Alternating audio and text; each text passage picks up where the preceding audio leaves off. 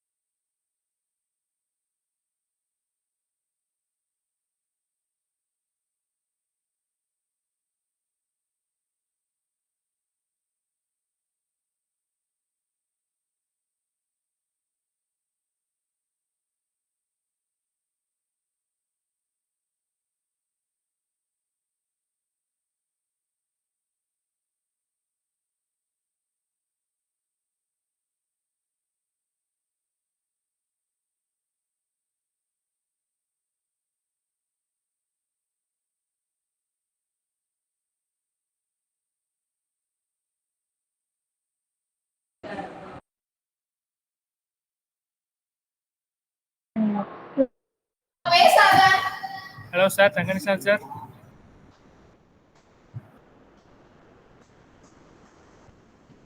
Hello.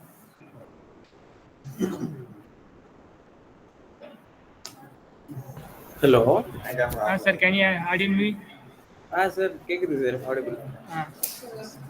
Good morning, everyone. Welcome to today's webinar on construction project lifecycle from planning to handover. We are glad to have with us Mr. R. Tanganishal, 2024 batch alumnus, currently an engineer in the construction and engineering department at Gulf Asia Engineering and Projects, Chennai. With his industry experience, he will guide us through the key stages of a construction project from start to finish. Thank you. Thank you sir. உங்க setup மட்டும் பண்ணிக்கிறேன் please.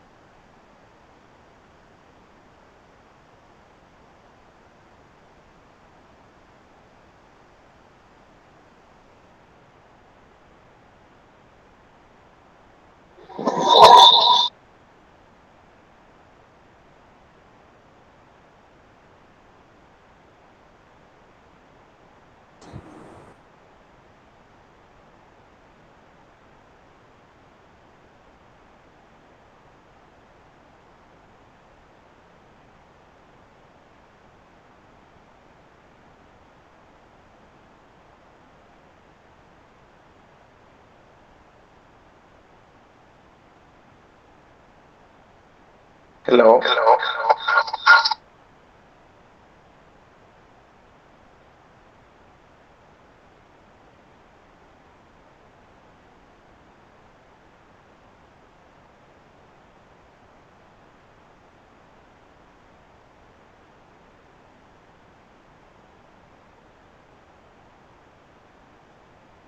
Hello. Audible இருக்கா? Yes, sir. Yes, sir. கேக்குது sir. Okay, sir. Thank you. Present பண்றேன் நானு. Okay, sir.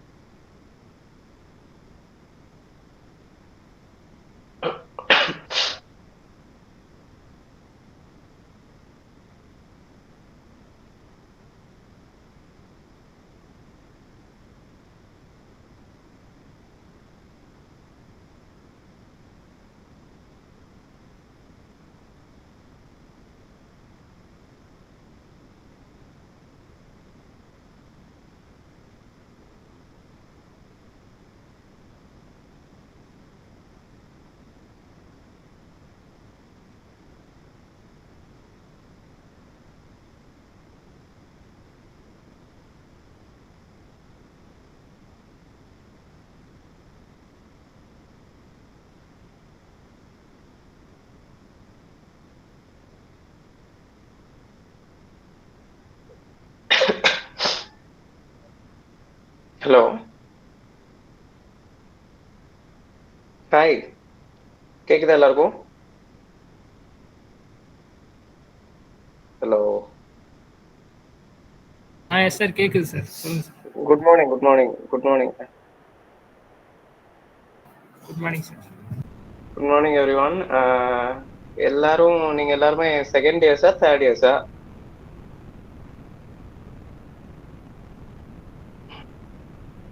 ஐயோ சார்லாம் போடாதீங்க ப்ளீஸ். 1 இயர் தான் இது. செகண்ட் இயர்ஸா தேர்ட் இயர்ஸா நீங்க எல்லாருமே? Second year sir. Okay okay okay. நான் செகண்ட் இயர்னா நான் லாஸ்ட் டிசம்பர் உங்ககிட்ட வந்து பேசினேன்னு எனக்கு ஞாபகம் இருக்கு. நீங்க தானே அது? சூப்பர். லாஸ்ட் டிசம்பர் நீங்க ஃபர்ஸ்ட் இயர்னு நினைக்கிறேன். இப்போ இப்போ நீங்க வந்து செகண்ட் இயர் ரைட்டா? Okay good. பாடி இன்ட்ராக்டிவா போவோம் சரியா? நம்ம வந்து நேர்ல அன்னைக்கு போன தடவை நம்ம பண்ணோம்ல, அதே மாதிரி இன்ட்ராக்டிவா கொண்டு போவோம். நீங்க செகண்ட் இயர் தான், உங்களுக்கு என் டாபிக் வந்து கொஞ்சம் லைட்டா அட்வான்ஸ்டா இருக்கும். நான் உங்களுக்கு செகண்ட் இயர்ஸ்க்கு அண்டர்ஸ்டாண்ட் ஆகுற மாதிரி நான் எக்ஸ்பிளைன் பண்றேன். உங்களுக்கு solid mechanics second year third semester முடிஞ்சிருச்சா உங்களுக்கு?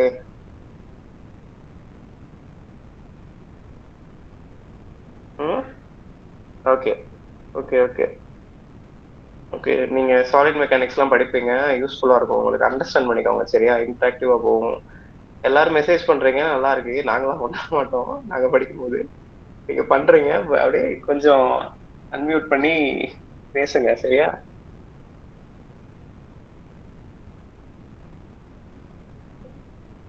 Okay okay. Will go to the topic. இன்னைக்கு நம்ம டாபிக் வந்து கன்ஸ்ட்ரக்ஷன்ல வந்து ஹாவ் யூ எவர் வண்டர்டு, நீங்க வந்து இப்போ மெட்ரோ சென்னை பக்கம்லாம் வந்திருக்கீங்கல்ல, நீங்க உங்க இன்டர்ன்ஷிப்லாம் போனீங்கன்னா தெரியும். மெட்ரோலாம் கன்ஸ்ட்ரக்ட் பண்ணிட்டு இருக்காங்க. நிறைய பீம் எல்லாம் வந்து காலம் வந்து அவங்க அங்கே நேரில் எரெக்ட் பண்ணுவாங்க. பீம்லாம் வந்து ஆல்ரெடி ஃபேப்ரிகேட் பண்ணி அதை அப்படியே தூக்கிட்டு வந்து எரெக்ட் பண்ணிடுவாங்க. ஒரு இடத்துல செஞ்சு அதை அப்படியே கொண்டு வந்து இங்க லைக் லாக் பண்ற மாதிரி, அவ்வளவுதான். ஸோ நீங்க யோசிச்சு பார்த்துருக்கீங்களா? இது ஒரு இடத்துல செய்யறாங்க, இன்னொரு இடத்துல கொண்டு வந்து வைக்கிறாங்க. இது லைக் எப்படி கொண்டு வராங்க, எப்படி லிஃப்ட் பண்றாங்க, இதை எப்படி அட்டாச் பண்றாங்க அப்படின்றது. ஸோ இந்த ப்ராசஸ் பேர் தான் வந்து எரெக்ஷன்னு சொல்லுவாங்க. ஏன்னா அது ஒரு இடத்துல நம்ம செஞ்சிருக்கோம், அதை அப்படியே தூக்கிட்டு வந்து இன்னொரு இடத்துல நம்ம ஃபிக்ஸ் பண்ற ப்ராசஸ் பேரு ஃபேப்ரிகேட்ன்றது. செய்யறதுக்கு பேரு ஃபேப்ரிகேஷன், அதை கொண்டு வந்து நம்ம இங்க ஃபிக்ஸ் பண்றதுக்கு பேரு எரெக்ஷன்னு சொல்லுவாங்க. ஸோ நீங்க என்னைக்காச்சும் யோசிச்சு பார்த்துருக்கீங்களா, இவ்வளவு பெருசா இருக்கு இந்த பீம், இவ்வளவு பெருசா இந்த காலம் இருக்கு, இந்த காங்கிரீட் மெட்டீரியல் இவ்வளவு பெருசா இருக்கு, இந்த ஸ்டீல் மெட்டீரியலா இருக்கலாம், ஹவெவர் எனி மெட்டீரியலா இருக்கலாம், எப்படி இவ்வளவு பெருசா இருக்கு, இது எப்படி லிஃப்ட் பண்றாங்கன்னு ஏதாச்சும் உங்களுக்கு இவ்வளவு நாள் வந்து ஒரு கேள்வி வந்திருக்கா? அதுக்கு உங்ககிட்ட ஆன்சர் இருக்கா?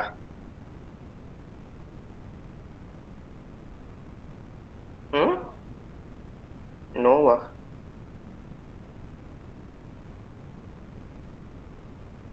ஓகே சரி, ஓகே, நம்ம டாபிக் குள்ள போவோம். இதை பத்தி தான் நம்ம இன்னைக்கு படிக்க போறோம். ஸோ எங்க கம்பெனில வந்து எப்பயுமே ஒரு ஸ்லைட் போடுறோம்னா ஃபர்ஸ்ட் சேஃப்டி பத்தி பேசுறோம். நீங்களுமே அதை ஃபாலோ பண்ணலாம், நல்ல விஷயம் தானே. ஏன்னா நம்ம கன்ஸ்ட்ரக்ஷன்ல, நம்ம சிவில் இன்ஜினியரிங்ல வந்து சேஃப்டி தான் ஃபர்ஸ்ட். கன்ஸ்ட்ரக்ஷன்ல நிறைய கன்ஸ்ட்ரக்ஷனல் ஆக்டிவிட்டி, சேஃப்டி, நிறைய ஃபெயிலியர்ஸ் இதெல்லாம் நிறைய நடக்கும். ஸோ இதுல இருந்து நீங்க சேஃப்டின்றது ஃபர்ஸ்ட் ஆஃப் ஆல் ரொம்ப முக்கியம். கரெக்டா சேஃப்டி டாக்லாம் கொடுப்பாங்க. நம்ம கன்ஸ்ட்ரக்ஷன் சைட்டுக்கு நீங்க போனீங்கன்னா எவ்ரி வீக் மண்டே இல்லை தேர்ஸ்டே சேஃப்டி டாக் கொடுப்பாங்க. இப்போ எனக்கு ஒரு ஃப்ரெண்ட் இருந்தாரு, அவரும் உங்க சீனியர் தான், என் கிளாஸ் தான். அவர் இப்ப சைட் இன்ஜினியரா ஒர்க் பண்றாரு. நாய்ஸ் வருதா?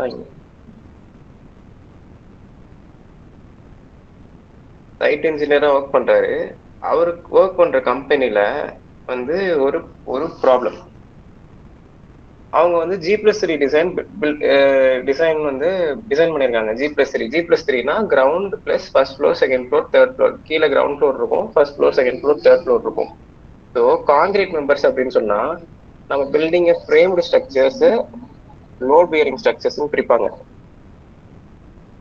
பின்னாடி வாங்கம்மா வாங்கன்னு சவுண்ட் கேக்குதா?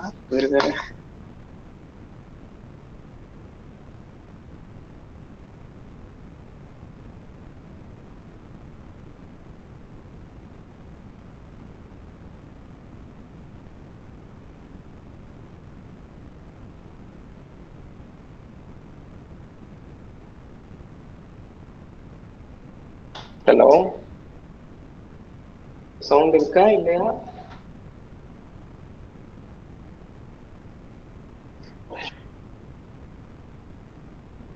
எல்லாரும் போன் வச்சுட்டு எங்க போயிட்டாங்க. ரைட். ஸோ ஓகே ஸோ வந்து framed structures, load bearing structures தெரியும். இதுல ஃப்ரேம்டு ஸ்ட்ரக்சர்ஸ்ன்றது என்னன்னா, நம்ம பில்டிங்கோட எல்லா வெயிட்டையுமே வந்து இந்த ஃப்ரேம், ஸ்லாபு, பீமு, காலமு, ஸ்லாப்ல இருக்கிற வெயிட் பூரா பீமுக்கு போகும், பீம்ல இருக்கிற லோடு பூரா காலமுக்கு போகும், காலம்ல இருக்கிற லோடு பூரா ஃபவுண்டேஷனுக்கு போகும், ஃபவுண்டேஷன்ல இருக்கிற லோடு பூரா நம்ம ஏத்துக்கு போகும். இதுதான் வந்து ஃப்ரேம்டு டைப்போட கான்செப்ட். இதுல எல்லா லோடையுமே நம்ம பீமு, காலம், ஸ்லாப் தான் எடுக்கும். நம்ம வால்லாம் வந்து லோட் எடுக்காது, அது ஒரு கவரிங் ஸ்ட்ரக்சர் மட்டும்தான். ஸோ இந்த காங்கிரீட் அது ஒரு ஃப்ரேம்டு ஸ்ட்ரக்சரு.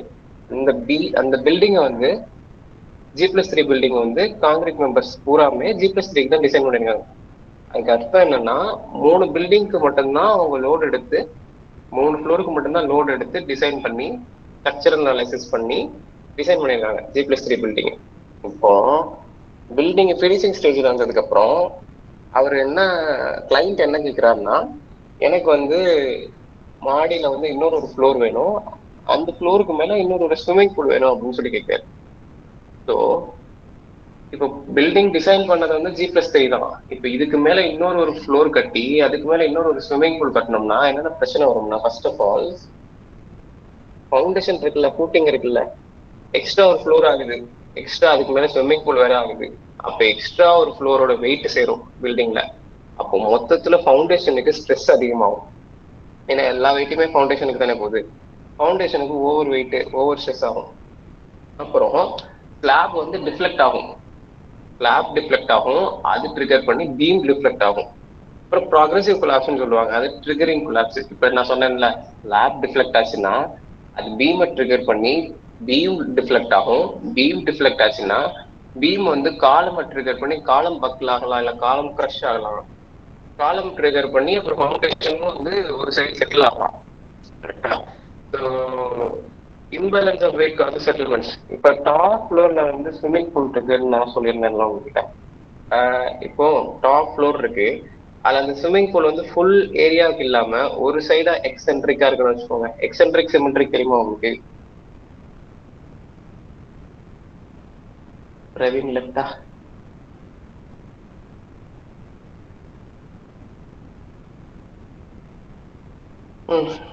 எக்ஸென்ட்ரிக் சிமெட்ரிக்னா ஆல் த சைடு வந்து ஈக்குவலா இருக்கும். சிமெட்ரிக்னா ஆல் த சைடு ஈக்குவலா இருக்கும். எக்ஸென்ட்ரிக்னா ஒரு பக்கமா இருக்கும். நான் உங்களுக்கு எக்ஸாம்பிள்ஸ் காட்டுறேன். இப்போ வந்து 1 meter cube of volume is equal to 1000 liters of water. 1000 லிட்டர்னா 1 litre வந்து 1 kg. அப்போ 1000 kgs of water, இப்போ 1 டன் வாட்டர். கரெக்டா? அப்போ அது ஒரு 3 மீட்டர் கியூப் 4 மீட்டர் கியூப் கட்டுறாங்க அப்படின்னா 4 டன் 5 டன் எக்ஸென்ட்ரிக்கா அந்த பில்டிங்ல லோட் டெவலப் ஆகும். லோட் டெவலப் ஆச்சுன்னா அந்த பில்டிங் ஒன் சைடா வந்து செட்டில் ஆகும்.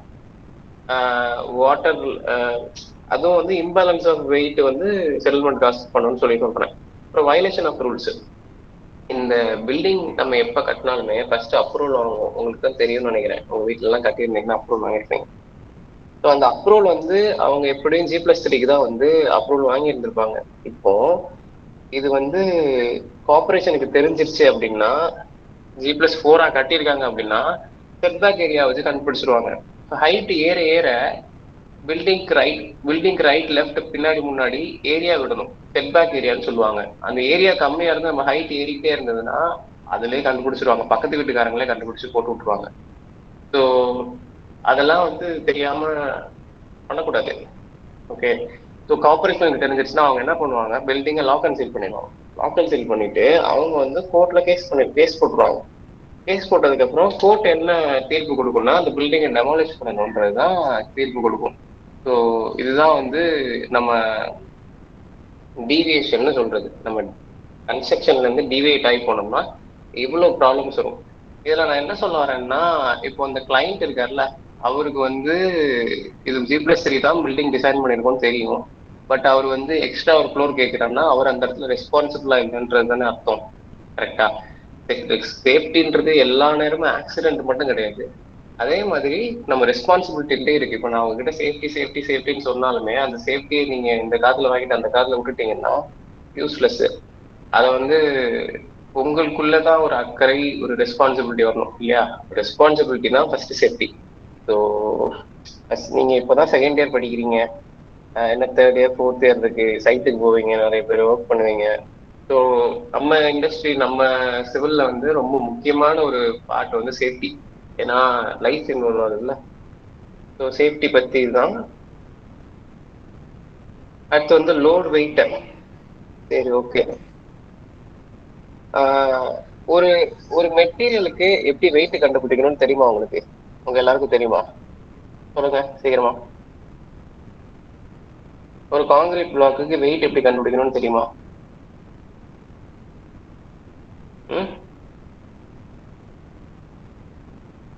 படிச்சிருக்கீங்களா நீங்க?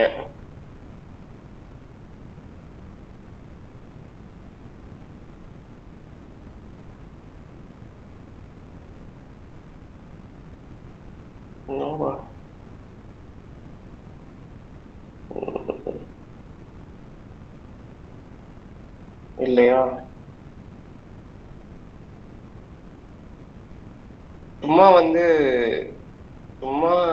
ஃபீல் ஃப்ரீயா இருங்க, ரெஸ்பாண்ட் பண்ணுங்க. நான் ஒன்றும் உங்களதான் நேர்ல பார்த்தேன்ல, நானுமே பண்ண மாட்டேன் காலேஜ் படிக்கும் போது. ஸோ உங்களை ஒன்றும் கேட்க மாட்டேன், சும்மா ரெஸ்பாண்ட் பண்ணலாம்.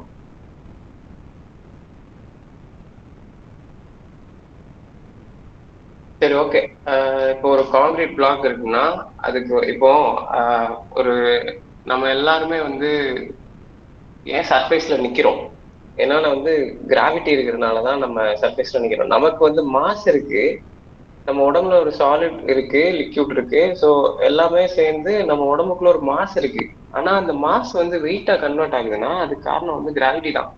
கிராவிட்டி இருக்கிறதுனாலதான் வந்து அது வெயிட்டா கன்வெர்ட் ஆகுது. கிராவிட்டி இருக்கிறதுனாலதான் நம்ம வந்து எர்த்து சர்ஃபேஸுக்கு கீழே நம்ம அட்ராக்ட் பண்ணப்படுறோம். இல்லைன்னா நம்ம வந்து பறந்துட்டு இருப்போம். கரெக்டா? ஒரு நிமிஷம்.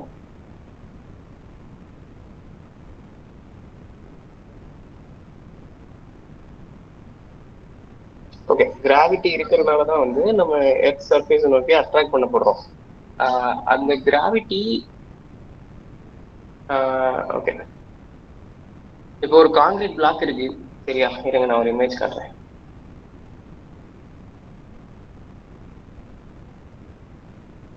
இப்படி ஒரு காங்கிரீட் பிளாக் இருக்கு, ரைட்டா?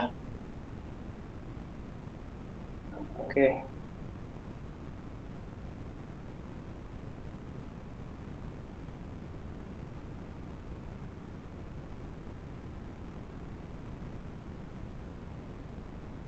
இப்படி ஒரு காங்கிரீட் பிளாக் இருக்கு. இந்த காங்கிரீட் இது ஓகே, இந்த காங்கிரீட் பிளாக்கு வந்து உங்களுக்கு வெயிட் தெரியணும் அப்படின்னா இந்த காங்கிரீட்டுக்குன்னு ஒரு டென்சிட்டி இருக்கும், அதுக்குன்னு ஒரு அடர்த்தி இருக்கும். அது வந்து per metre square, weight per ஏரியான்னு இருக்கும் அதோட unit, KG per metre square. கேஜின்றது வெயிட், மீட்டர் கியூப்ன்றது அதோட சைஸ். ஸோ இந்த காங்கிரீட் பிளாக்ல பாருங்க 12x8x4 போட்டிருக்கா. 12ன்றது அதோட லென்த்து, 8ன்றது அதோட டெப்த்து, 4ன்றது அதோட வித்து. அது உங்களுக்கு அண்டர்ஸ்டாண்ட் ஆகும்னு நினைக்கிறேன். ஸோ இது எல்லாத்தையும் மல்டிப்ளை பண்ணீங்கன்னா நீங்க அதோட வால்யூம் கண்டுபிடிச்சிருவீங்க. ஸோ அதோட டோட்டல் கொள்ளளவு கண்டுபிடிச்சிருவீங்க. அந்த total volume multiplied by its density. எல்லா காங்கிரீட்டுக்குமே, நார்மல் காங்கிரீட்டுக்கு அதோட டென்சிட்டி வந்து 2400 kg பெர் மீட்டர் கியூபுக்கு. அதோட வெயிட் வந்து 2400 kgs இருக்கும். ஓகே, அப்போ வந்து பெர் மீட்டர் கியூபுக்கு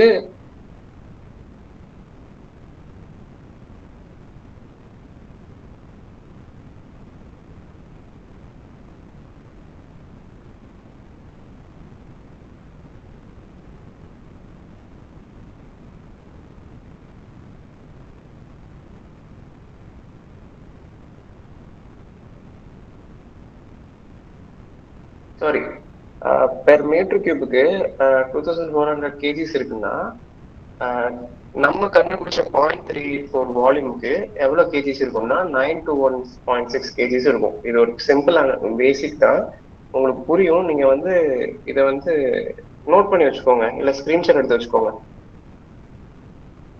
ஸ்கிரீன்ஷாட் எடுத்து வச்சு அண்டர்ஸ்டாண்ட் பண்ணிக்கோங்க. அது வந்து 92 kgs இருக்கா, 900 kgs இருக்கா ஒரு ஆளு. அது நம்ம வந்து கிராவிட்டியால மல்டிப்ளை பண்ணோம்னா 9043 நியூட்டன் வரும். அப்போ வந்து 9 kN 0.9 tons. இது எல்லாமே கன்வர்ஷன், எல்லாமே நோட் பண்ணி வச்சுக்கோங்க. ஓகே, ஸோ இப்படிதான் வந்து ஒரு மெட்டீரியலை நம்ம ஃபர்ஸ்ட் லிஃப்ட் பண்ண போறோம். ஓகே, லிஃப்ட் பண்றதுக்கு முன்னாடி அந்த மெட்டீரியலோட லோடு வந்து நம்ம இப்படிதான் கண்டுபிடிக்கணும். நம்ம எப்ப லிஃப்ட் பண்ணாலும் சரி, லிஃப்ட் பண்றதுக்கு முன்னாடி அதை வெயிட் தெரியாம நம்ம லிஃப்ட் பண்ண முடியாதுல்ல. ஸோ அதனால வெயிட் தெரிஞ்சுட்டு தான் நம்ம லிஃப்ட் பண்ணணும். ஸோ யூனிட் டென்சிட்டி நான் சொன்னேன்ல, காங்கிரீட்டோட டென்சிட்டி வந்து 2400. அதே மாதிரி ரெயின்ஃபோர்ஸ்டு காங்கிரீட்ல ரெயின்ஃபோர்சிங் ஸ்டீல் எக்ஸ்ட்ரா ஆட் ஆகுது 2500. அது மாதிரி இது various materials which will use in construction activity, அது எல்லாத்தோட டென்சிட்டியும் நான் இங்கே மென்ஷன் பண்ணியிருக்கேன். ஸோ இதுல நீங்க இந்த மைல்ட் ஸ்டீல் பாருங்க, ஸ்ட்ரக்சரல் ஸ்டீல், மைல்டு ஸ்டீல்லாம் வந்து 7850 kg பெர் மீட்டர் கியூப் ரெயின்ஃபோர்சிங் ராட்ல நம்ம யூஸ் பண்ணுவோம். ஸோ அதோட டென்சிட்டிலாம் உங்களுக்கு தெரியணும் கண்டிப்பா, ஏன்னா வெயிட் கண்டுபிடிக்கணும். ஒரு பிஓகே எடுக்கிறீங்க அப்படின்னா, ஒரு சைட்ல வந்து ஒரு காங்கிரீட் போடும்போது ரெயின்ஃபோர்சிங் ஸ்டீல் எவ்வளவு வேணும்னு எடுக்கிறீங்க அப்படின்னா கடைசி வெயிட் தான் கேட்பாங்க, எத்தனை நம்பர் எத்தனை இதெல்லாம் கேட்க மாட்டாங்க. ஸோ உங்களுக்கு வெயிட் தான் மேஜரா தெரியணும் ஸ்டீல்லாம். இப்போ ஸ்டீல் இருக்கு 7850 kg பெர் மீட்டர் கியூப்னா, பெர் மீட்டர் கியூபுக்கு ஒரு ஸ்டீலோட வெயிட் வந்து 7850 7850 கிலோ இருக்கும் பெர் மீட்டர் கியூபுக்கு. நான் உங்களுக்கு ஒரு எக்ஸாம்பிள் காட்டுறேன். இப்போ காங்கிரீட் பிளாக்குக்கு area multiplied by its length ஆர்எல்ஸ் ரெண்டும் ஒன்று தான், volume multiplied by its density போட்டோம்னா அதோட வெயிட் கிடைச்சிருச்சு. அதே மாதிரி இந்த ஸ்டீலுக்கும் நம்ம volume multiplied by its density போடணும். வால்யூம் வந்து area multiplied by its length. Area என்னது, ஏரியா வந்து இது இட்ஸ் சர்க்குலர் செக்ஷன், இதுக்கு டயாமீட்டர் தான் உண்டு. அப்போ 5/4 × d². சர்க்கிளோட ஏரியா என்னது 5/4 × d² போட்டுட்டு டோட்டல் அதோட லென்த்தை நீங்க மல்டிப்ளை பண்ணீங்கன்னா அந்த ஸ்டீலோட வால்யூம் கிடைச்சிடும். அந்த volume multiplied by its density என்னன்னா 7850 கிலோ பெர் மீட்டர் கியூப். இதை மல்டிப்ளை பண்ணீங்கன்னா அந்த ஸ்டீலோட வெயிட் 0.2 kg கிடைக்கும் உங்களுக்கு. ஓகே, ஸோ இப்படிதான் வந்து நம்ம வந்து ஒரு மெட்டீரியலோட வெயிட்டை அதோட டென்சிட்டியை வச்சு கண்டுபிடிக்கலாம். நம்ம கிட்ட சைஸ் இருந்ததுன்னா, சைஸ் இருக்கும் நம்ம கிட்ட, எப்படியும் நம்ம அதை லிஃப்ட் பண்ண போறோம், நம்ம கிட்ட தான் இருக்கும். நம்ம அதை சைஸை நம்ம அளந்து பார்த்துட்டு நம்ம அந்த சைஸை வச்சு நம்ம அதோட இது எல்லாமே ஸ்டாட்டிக் வேல்யூஸ், நார்மல் வேல்யூஸ். இது வந்து சேஞ்ச் ஆகாது. இதெல்லாம் டென்சிட்டி, அந்த மெட்டீரியலோட டென்சிட்டி. இந்த density multiply by its volume போட்டீங்கன்னா அதுக்கு வெயிட் கிடைச்சிடும். இது வந்து உங்களுக்கு கண்டிப்பா தெரியணும், நோட் பண்ணி வச்சுக்கோங்க.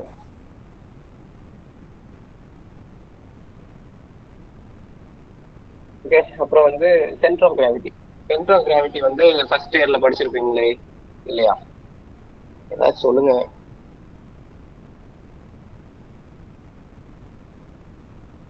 ஹலோ,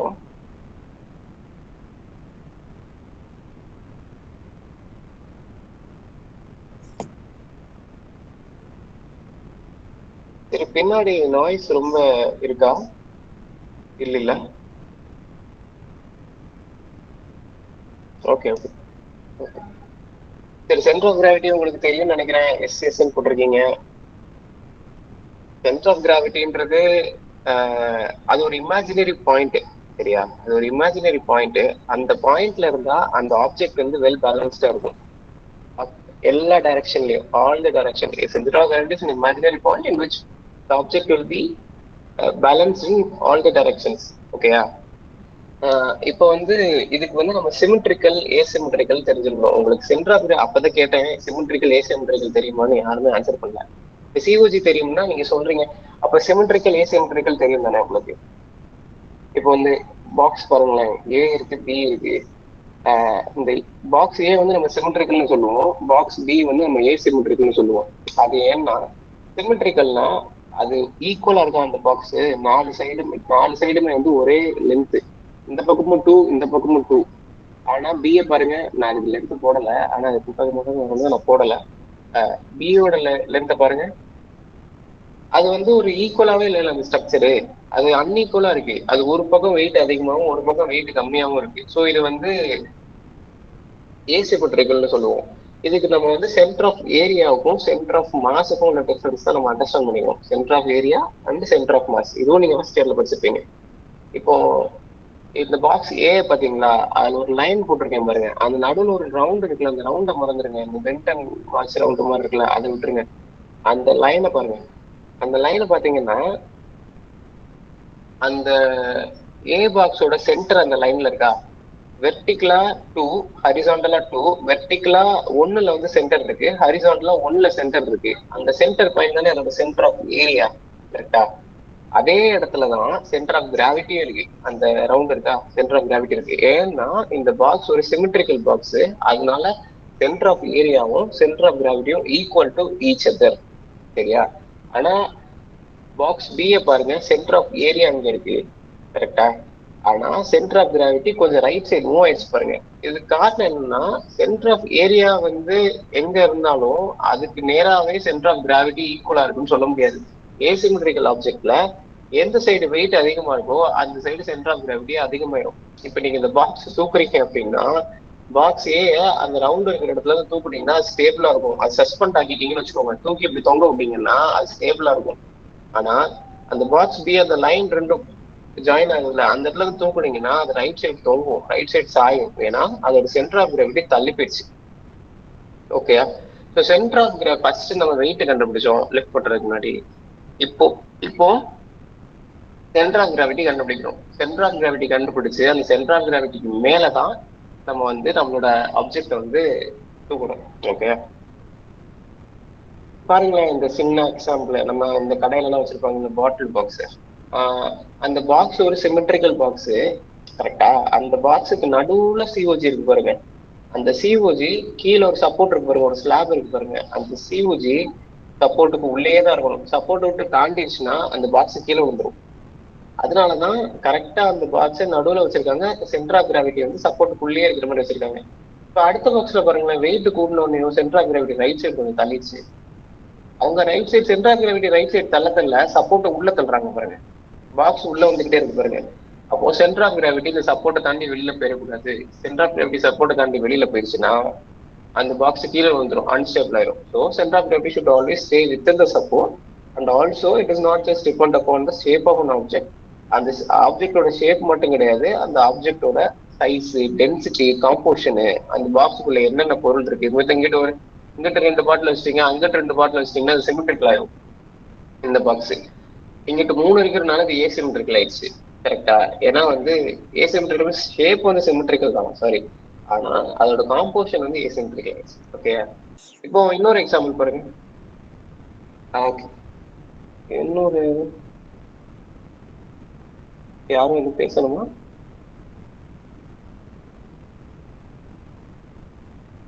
ஓகே, இன்னொரு எக்ஸாம்பிள் பாருங்க. ஒரு 2 வாளி இருக்கு. கரெக்டா? நம்ம டெய்லி யூஸ் பண்ற வாளி தான். ஒரு வாளி வந்து ஏ, இன்னொரு வாளி வந்து பி. நம்ம வாளியோட ஹூக் வந்து டாப்ல தானே கனெக்ட் பண்றோம், ஏன் பாட்டம்ல கனெக்ட் பண்றது இல்ல? சொல்லுங்க ஏதாச்சும். வந்துரும். சூப்பர், இதுதான் எதிர்பார்த்தேன். கரெக்ட், கவுந்துரும். அதனாலதான் நம்ம மேல அது எதுக்கு எதனாலன்னு காண்றது யோசிச்சு பார்த்திருக்கீங்களா நீங்க? ஏன் கவுருது, கீழே கனெக்ட் பண்ணா அப்படின்னு. அதுதானே நம்ம நம்ம civil engineering, centre of gravity எல்லாமே வந்து நம்ம ஸ்ட்ரக்சரல் அனாலிசிஸ். முதல்ல சொல்றேன், ஸ்ட்ரக்சரல் அனாலிசிஸ் எல்லாமே நம்ம நேருக்கு நேரம் கண்ணில் பாக்குறது தான் எல்லாமே. ஆனா நம்ம வந்து இதுதான் இதுக்கு பேரு அப்படின்றது தெரியாம நம்ம இவ்வளவு நாள் இருந்துட்டோம். மொத்தத்துல நீங்க படிச்சீங்கன்னா என்னடா நான் இதுதான் சின்ன வயசுல இருந்து இதுதான் பார்த்துட்டு இருந்தேன்ற மாதிரி தான் இருக்கும் நமக்கு. ஸோ ஓகே, ஜெய சுபத்திரன், சூப்பர். ஸோ ஏஎம்பி, இப்போ அந்த வாளிக்குள்ள ஒரு வெயிட் இருக்கும்ல, அந்த தண்ணி ஊத்துறதுனால ஒரு வெயிட் வரும்ல, 1 லிட்டர் 1 கேஜின்னு சொன்னாங்களா, அந்த வெயிட்டோட சென்டர் ஆஃப் கிராவிட்டி அந்த வாளியோட சென்டர்ல இருக்கு. கரெக்டா? அந்த சென்டர் ஆஃப் கிராவிட்டிக்கு மேலதான் நம்மளோட லிஃப்டிங் பாயிண்ட் இருக்கணும். சென்டர் ஆஃப் கிராவிட்டி எப்பயுமே நம்மளோட வெயிட் வந்து எப்பயுமே நம்ம லிஃப்டிங் பாயிண்ட் கீழே தான் இருக்கும். சென்டர் ஆஃப் கிராவிட்டினா வெயிட் தான், ஓகேயா? நம்ம லிஃப்டிங் பாயிண்ட் கீழே தான் இருக்கணும். நம்ம சென்டர் ஆஃப் கிராவிட்டி வந்து நம்ம லிஃப்டிங் பாயிண்டோட மேல இருந்ததுன்னா அந்த ஆப்ஜெக்ட் வந்து அன்ஸ்டேபிள் ஆயிடும். ஏன்னா இந்த பீல பாருங்க, லிஃப்டிங் பாயிண்ட் வந்து கீழே இருக்கு, சென்டர் ஆஃப் கிராவிட்டி வந்து மேல இருக்கு. ஸோ அதோட வெயிட் வந்து மேல இருக்கு. ஸோ நீங்க என்னதான் லிஃப்ட் பண்ணாலும், ஸ்டேபிளா லிஃப்ட் பண்ணாலும், 4 சைடு வச்சு லிஃப்ட் பண்ணாலும் அந்த ஆப்ஜெக்ட் வந்து அன்ஸ்டேபிளா தான் இருக்கும். பிகாஸ் நம்மளோட வெயிட் வந்து மேல இருக்கு. எப்பயுமே நம்ம ஒன்று லிஃப்ட் பண்றோம்னா நம்மளோட வெயிட் வந்து கீழே இருக்கணும், நம்ம லிஃப்டிங் பாயிண்ட் கீழே. Okay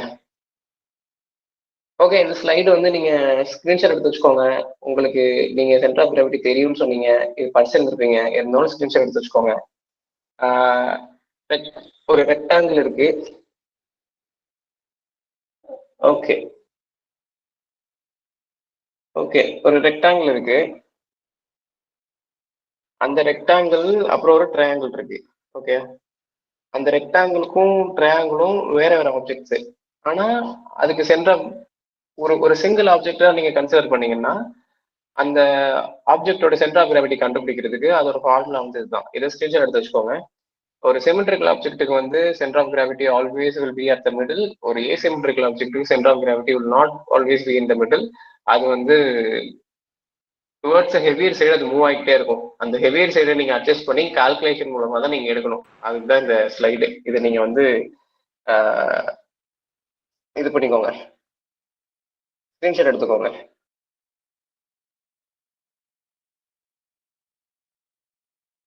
okay, so lifting beam. இப்போ உங்களோட ஃபோன் இருக்கு. உங்களோட ஃபோனை வந்து நீங்க சென்டர்ல இருந்து லிஃப்ட் பண்றீங்கன்னு வச்சுக்கோங்க. ஒரு பாயிண்ட்ல லிஃப்ட் பண்றீங்க, ஒரே பாயிண்ட்ல லிஃப்ட் பண்றீங்கன்னா இதே மாதிரி ஒரு கிரெயின் லிஃப்ட் பண்ணதுன்னு வச்சுக்கோங்க. காத்தடிக்குதுன்னா உங்க ஃபோன் ஆடும், இல்லைன்னா வந்து ஒரு 2 பக்கமா சாயும். 2 பக்கமா சாயறதுக்கு வந்து இதெல்லாம் வந்து அட்ஜஸ்ட் பண்ணிக்கிறதுக்கு, ஒரு பொருளை வந்து ஒரே பாயிண்ட்ல லிஃப்ட் பண்றதுக்கு நம்மளுக்கு வந்து ஈவன் தோ நம்மளோட சென்டர் ஆஃப் கிராவிட்டி மேல இருந்ததுன்னா அது நம்ம கரெக்டா லிஃப்ட் பண்ணாலுமே அது வந்து டில்ட் ஆகும், ஸ்விங் ஆகும், என்ன சொல்றது, அது மூவ்மெண்ட் இருக்கும். ஸோ அதெல்லாம் நம்ம அரெஸ்ட் பண்றதுக்கு நமக்கு மல்டிபிள் லிஃப்டிங் பாயிண்ட்ஸ் நமக்கு தேவைப்படும்.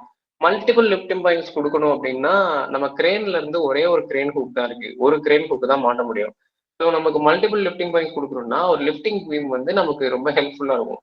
நம்ம நம்ம பில்டிங்ல இருக்கிற மாதிரி பீம் வந்து நமக்கு building structural integrity, structural stability எல்லாம் கொடுக்குதுல்ல, அதே மாதிரி இந்த லிஃப்டிங் பீம்ன்றது லிஃப்டிங் பர்பஸ்க்கு ஸ்ட்ரக்சரல் இன்டெகிரிட்டி, ஸ்ட்ரக்சரல் ஸ்டெபிலிட்டி எல்லாம் கொடுக்குது. ஓகேயா? ஸோ அதான் வந்து லிஃப்டிங் பீம். ஸோ இந்த பிளாக் கலர்ல ஒன்று இருக்குல்ல, இது வந்து லிஃப்டிங் கிரேன். Grain hook. சரியா, கிரெயின்ல இருக்கிற ஹூக்கு. இந்த ப்ளூ கலர் திங்க வந்து லிஃப்டிங் பீம்னு ஞாபகம் வச்சுக்கோங்க, அண்டர்ஸ்டாண்ட் பண்ணிக்கோங்க. ஸோ நான் ஆல்ரெடி என்னோட லோடை வந்து லிஃப்டிங் பீமுக்கு கனெக்ட் பண்ணிட்டேன். ஸோ இந்த கிரேனை வந்து அந்த லிஃப்டிங் பீமுக்கு கனெக்ட் பண்ணணும். எப்படி கனெக்ட் பண்ணலாம்? நம்ம என்ன கனெக்ட் பண்ணாலும் ஃபர்ஸ்ட் ஆஃப் ஆல் வந்து ஒரு பேலன்ஸ்டா தானே கனெக்ட் பண்ணுவோம். பேலன்ஸ்டா கனெக்ட் பண்ணணும் அப்படின்றது உங்களுக்கு ஃபர்ஸ்ட் ஐடியா என்ன வரும்? நம்ம வந்து ஒரு இது சென்டர்ல இருந்து கனெக்ட் பண்ணலாம், லைக் திஸ். சென்டர்ல இருந்து கனெக்ட் பண்ணா ஸ்டேபிளா இருக்கும். கரெக்டா? வேற என்ன ஆப்ஷன்ஸ்லாம் இருக்கு இதை கனெக்ட் பண்றதுக்கு? ஸ்டேபிளா கனெக்ட் பண்ணணும், பேலன்ஸ்டா கனெக்ட் பண்ணணும் அப்படின்னா கார்னர்ஸ்ல இருந்து கனெக்ட் பண்ணலாம், லைக் திஸ். ஆனா நம்ம கிட்ட வந்து ஒரே ஒரு லிஃப்டிங் கிரெயின் தான் இருக்கு. கிரெயினும் ஒண்ணுதான் இருக்கு, ஹூக்கும் ஒண்ணுதான் இருக்கு. நம்ம கிட்ட 2 ஹூக் இல்ல.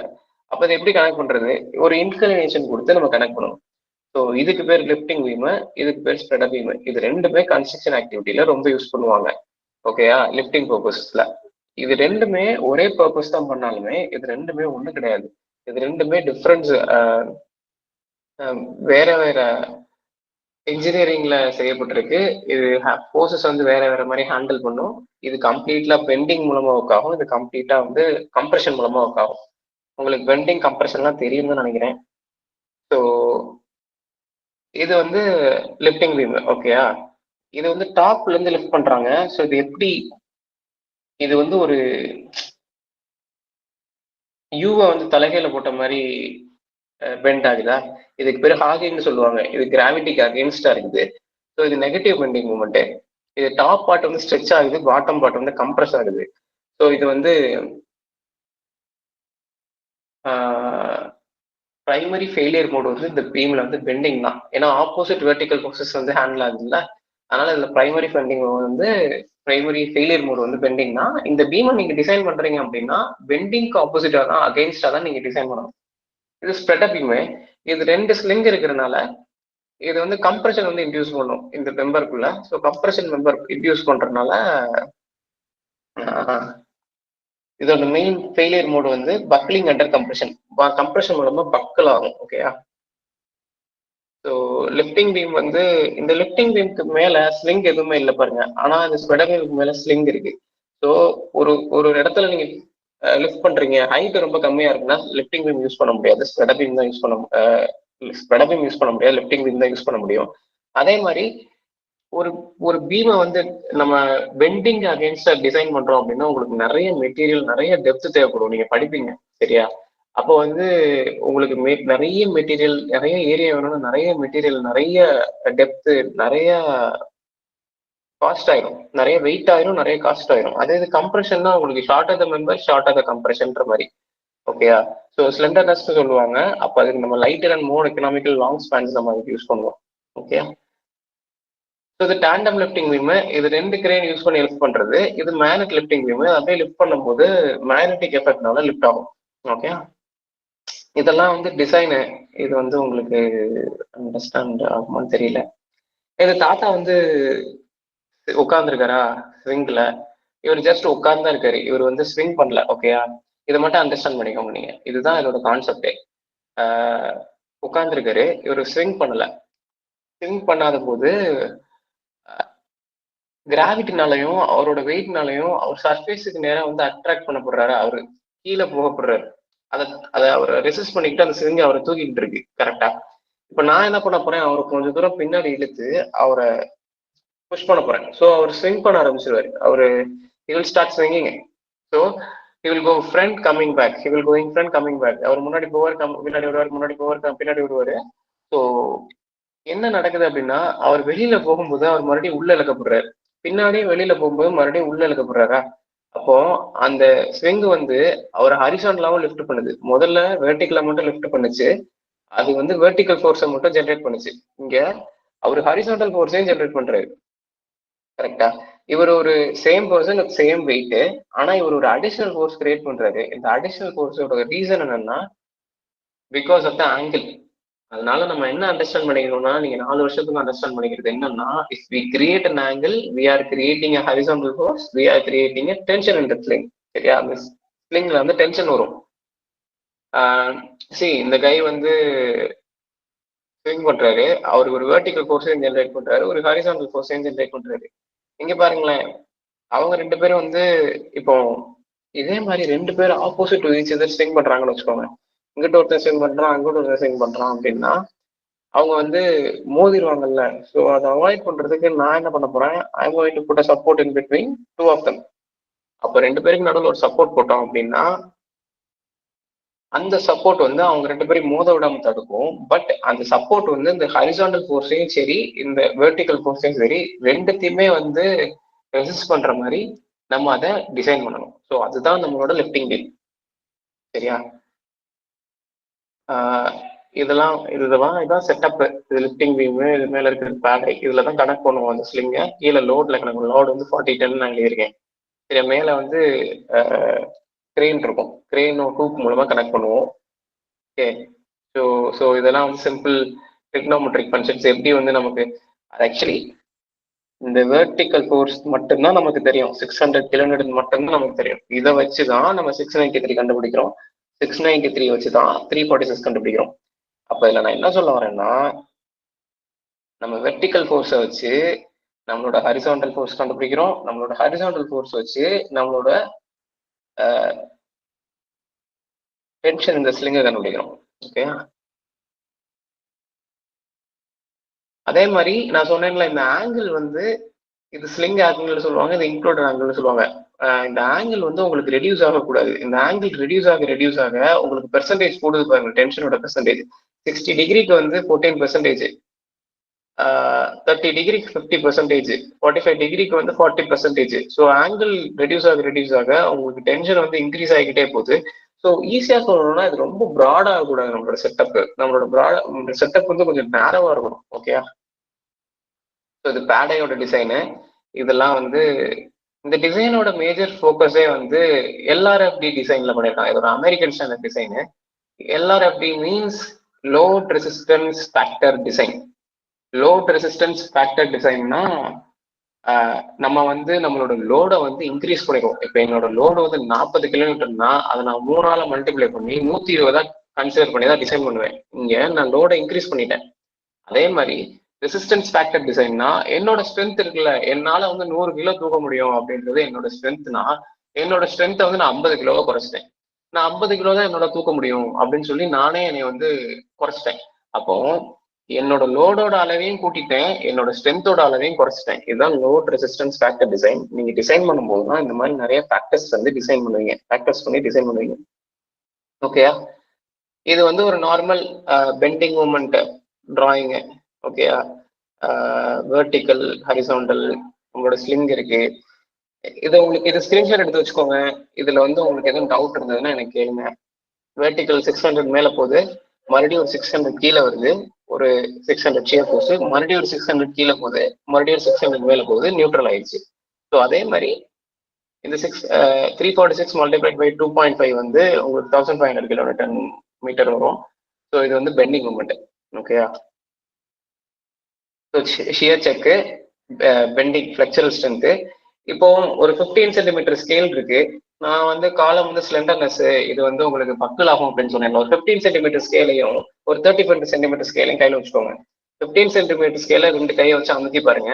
30 சென்டிமீட்டர் ஸ்கேல 2 கையை வச்சு அமுக்கி பாருங்க. 30 சென்டிமீட்டர் ஸ்கேல் வந்து ஈஸியா பக்கல் ஆகும், மீன்ஸ் பெண்ட் ஆகும். உங்களுக்கு அண்டர்ஸ்டாண்ட் பண்ற மாதிரி சொல்லணும்னா அதுக்கு என்ன அண்டர்ஸ்டாண்டிங், நமக்கு என்ன அண்டர்ஸ்டாண்டிங்னா, ரெண்டுமே சேம் மெட்டீரியல், சேம் ஏரியா தான் இருக்கு, லென்த் தான் கூட இருக்கு.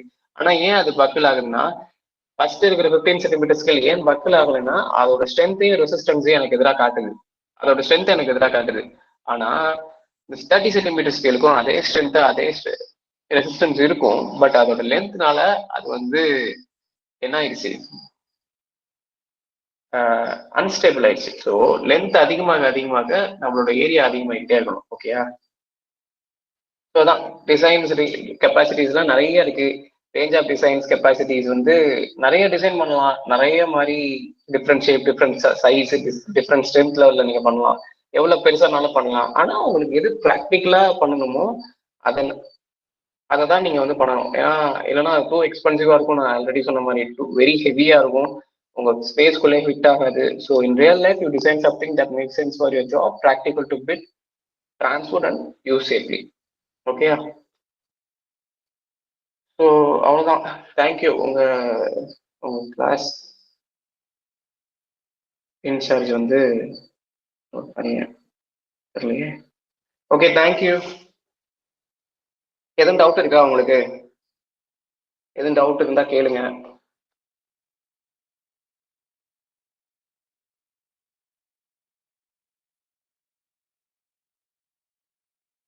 Have any doubts?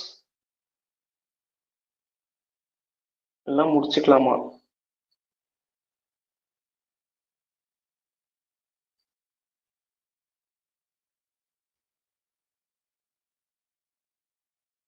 Okay,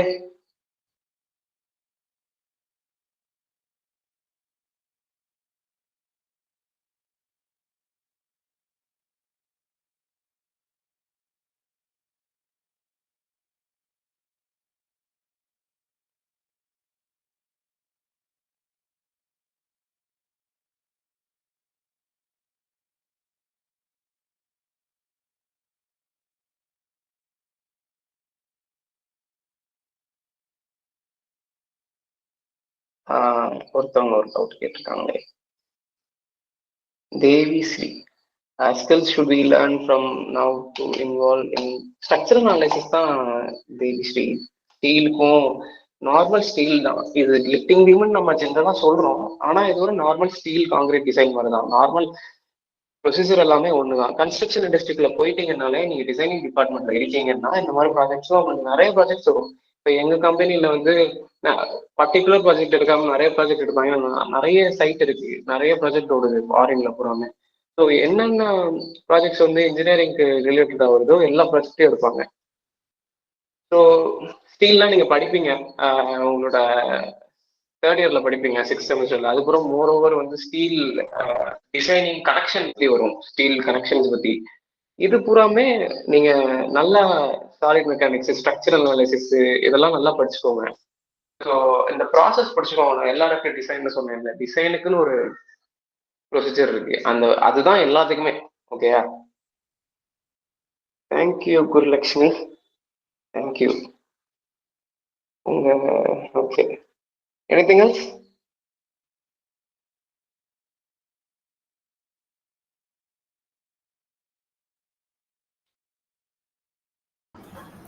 On behalf of our institution, I would like to extend our heartfelt gratitude to Mr. R. Thanganishal from Gulf Asia Engineering and Projects Chennai for taking the time to conduct the insightful webinar on construction project life cycle from planning to handover. Their clean explanations, real-world examples, and industry expertise have given us valuable knowledge that will benefit us in our academic journey and future careers. We truly appreciate your effort in sharing practical insights and guiding us through different phases of construction projects. Thank you once again, sir. Thank you so much. See you all. Bye. Thank you, sir. Thank you. Thank you.